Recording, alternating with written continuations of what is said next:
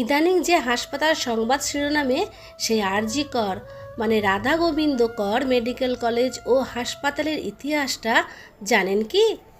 বেলগাছিয়া থেকে দমদম বাড়ি বাড়ি সাইকেল চালিয়ে ঘুরছেন এক ডাক্তার।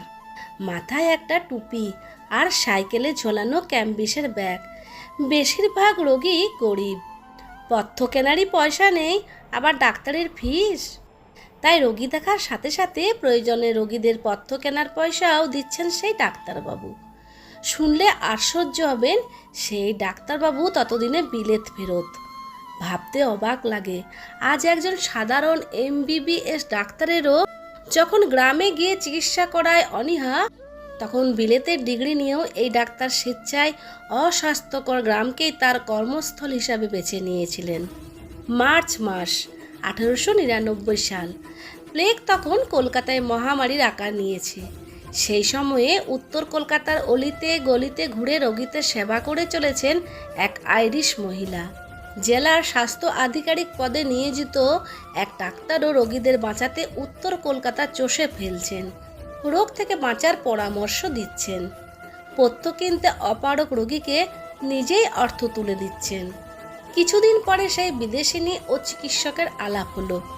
প্লেগের সংক্রমণ রুখতে ও মৃত্যুর হার কমাতে দুজনে একজোট হয়ে কাজ করলেন তারা। সেই আইরিশ মহিলা হলেন ভগিনী নিবেদিতা, আর সেই চিকিৎসক কে ছিলেন? ডাক্তার রাধা গোবিন্দ কর, সংক্ষেপে আরজি কর। আরজি কর মেডিকেল কলেজ ও হাসপাতালের কথা আমরা সবাই প্রায় জানি। কলকাতার বুকে সেরা সরকারি হাসপাতালের মধ্যে এটি অন্যতম। কিন্তু আপনাকে যদি জিজ্ঞাসা করা হয় কে ছিলেন আরজি কর, তাহলে অধিকাংশ বাঙালি লজ্জায় পড়বেন। অথচ আরজি কর অর্থাৎ ডাক্তার রাধা গোবিন্দ কর ছিলেন ব্রিটিশ শাসিত বাংলায় চিকিৎসা শাস্ত্রের রেনেসাঁ পুরুষ।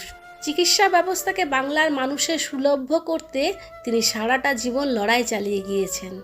হাওড়া জেলার রামরাজাতলা স্টেশনে নেমে মিনিট 15 পথ পেরোলেই পৌঁছানো যায় বেতরের বিখ্যাত কর বাড়িতে, রাধা গোবিন্দ করের জন্মভিটে। 1852 সালের 23শে আগস্ট তার জন্মদিবস। বাবা দুর্গাদাস কর ঢাকায় মিডফোর্ড হাসপাতাল প্রতিষ্ঠা করেছিলেন। পড়াশোনায় অসম্ভব মেধাবী রাধা গোবিন্দ কর হেয়ার স্কুল থেকে প্রবেশিকা পরীক্ষায় পাশ করার পর চিকিৎসা বিজ্ঞানের পাঠ গ্রহণের জন্য 1880 সালে কলকাতা মেডিকেল কলেজে ভর্তি হন। পড়াশোনার পাশাপাশি ছিল থিয়েটারের প্রতিও তার মারাত্মক টান।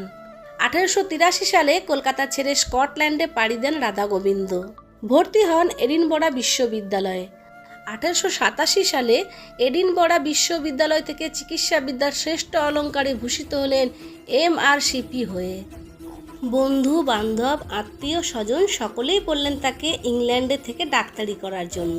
এমনকি তার শুভান্যুধ্যায়ী অধ্যাপক বৃন্দ তাকে বললেন বিলেতেই থেকে যাওয়ার কথা। কিন্তু না, তিনি ফিরে এলেন তার জন্মভূমি মাতৃভূমিতে, এই বাংলায়। একজন বিলেত ফেরত ডাক্তার হয়ে তিনি দাঁড়ালেন এই বাংলার অসংখ্য অসহায় গরিব মানুষদের পাশে। সেই সময় চিকিৎসাবিদ্যা পড়াশোনা হতো ইউরোপীয় চিকিৎসা শিক্ষা ব্যবস্থায়। সমস্যায় পড়তেন সাধারণ পরিবার থেকে চিকিৎসাবিদ্যা পড়তে আসা বঙ্গ সন্তানরা। তৎকালীন সময়ে চিকিৎসা বিজ্ঞানে বাংলায় কোনো বই ছিল না। তাই ডাক্তারি পাশ করার আগেই বাংলা ভাষায় চিকিৎসা বিজ্ঞানের বই লেখার কাজে হাত দেন তিনি। 1871 সালে প্রকাশিত তার প্রথম বই ভিষক বন্ধু। অন্যান্য বইগুলির মধ্যে উল্লেখযোগ্য হল সংক্ষিপ্ত শারীরতত্ত্ব, রোগী পরিচর্যা, ভিষক সুহৃদ, প্লেগ, স্ত্রীরোগের চিত্রাবলী ও সংক্ষিপ্ত তত্ত্ব, সংক্ষিপ্ত শিশু ও বাল চিকিৎসা, সংক্ষিপ্ত ভৈষজতত্ত্ব, কর সংহিতা ও কবিরাজ ডাক্তার সংবাদ ইত্যাদি। সবকটি বই লেখা হয়েছিল বাংলায়।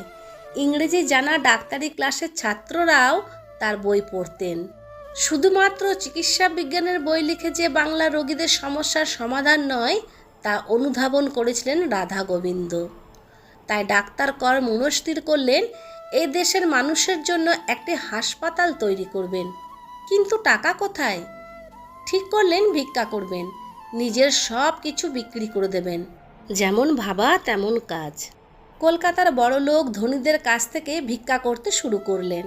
কলকাতায় তখনকার দিনে বড়লোকদের বাড়িতে কোনো আনন্দ অনুষ্ঠান হলে বা তাদের বিয়ের অনুষ্ঠানে ডাক্তার কর সেই বাড়ির গেটের সামনে দাঁড়িয়ে থাকতেন, আর অভ্যাগত আমন্ত্রিতরা এলে ভিক্ষা চাইতেন। অনুরোধ, কিছু টাকা পয়সা যদি সাহায্য করেন খুব উপকার হয়, সবার জন্য একটা হাসপাতাল তৈরি করতে পারি। সবাই দেখছেন একজন বিলেত ফেরত এমআরসিপি ডাক্তার মানুষের জন্য হাসপাতাল করার জন্য ভিক্ষা চাইছেন। পরিচিতরা বিস্মিত হয়ে জিজ্ঞাসা করে, স্যার, ডাক্তারবাবু আপনি? শ্রদ্ধায় তারা তাদের সাধ্যমতো সহযোগিতা করেন, আবার কেউ কেউ মুখ বেঁকিয়ে পাশ কাটিয়ে চলেও যান। শত অপমান সহ্য করেও নিরহংকার মানুষটি হাসপাতাল তৈরির স্বপ্ন সার্থক করার জন্য নির্দ্বিধায় অর্থ সাহায্য চাইতেন। শুধু তাই নয়, চিকিৎসক হিসেবে অর্জিত অর্থের সমস্তটাই দান করে গিয়েছেন মেডিকেল স্কুল ও হাসপাতাল স্থাপনে। এইভাবেই ভিক্ষা করে নিজের যাবতীয় সব বিক্রি করে 25,000 টাকায় বেলগাছিয়ায় 12 বিঘে জমি কিনে নেন ডাক্তার কর। এরপর 70,000 ব্যয়ে সেখানেই গড়ে উঠল হাসপাতাল। শয্যা সংখ্যা 30, ঠিকানা 1 নম্বর বেলগাছিয়া রোড। হাসপাতাল পরিদর্শনে এসে 18,000 টাকা দান করেন স্বয়ং প্রিন্স অ্যালবার্ট ভিক্টর। তাই হাসপাতালের নাম রাখা হয় অ্যালবার্ট ভিক্টর হাসপাতাল। 1904 সালে রাধা গোবিন্দর উদ্যোগের সঙ্গে মিশে যায় college of physicians and surgeons of Bengal. তারও 10 বছর পর মেলে কলকাতা বিশ্ববিদ্যালয়ের অনুমোদন। আত্মপ্রকাশ করে বেলগাছিয়া মেডিকেল কলেজ, কিন্তু সেই নাম বেশি দিন স্থায়ী হয়নি। 1916 সালের 5 জুলাই মেডিকেল কলেজের দ্বিতল ভবনের উদ্বোধন করেন লর্ড কারমাইকেল। তার সম্মানে বদলে যায় নাম। দেশ স্বাধীন হওয়া পর্যন্ত কারমাইকেল মেডিকেল কলেজ হিসেবেই পরিচিত ছিল এই চিকিৎসা শিক্ষা কেন্দ্রটি। 1948 সালে তীব্র আর্থিক সংকটের সময় ফের নাম বদলের দাবি ওঠে। পশ্চিমবঙ্গের তৎকালীন মুখ্যমন্ত্রী বিধানচন্দ্র রায় অবশ্য তা হতে দেননি।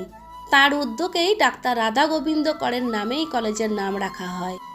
রোগীকে যাতে চড়া দাম দিয়ে বিদেশি ওষুধ কিনতে না হয় সেদিকেও ছিল তার কড়া নজর।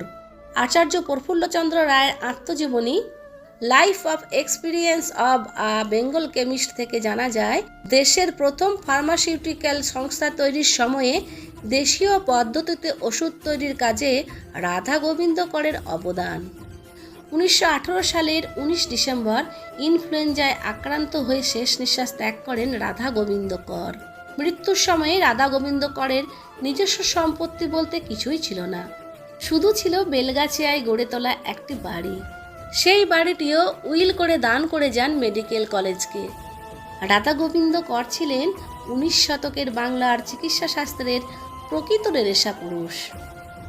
হে ঈশ্বর, সেই মহান নির্লোভ মানুষটির নিজের শ্রমে গড়ে তোলা মানুষের সুচিকিৎসার জন্য হাসপাতালটিকে আজ যারা কলুষিত করেছে তাদের বিচার তুমি করো প্রভু, তাদের কঠোর শাস্তি দিও, এই প্রার্থনা করি তোমার কাছে।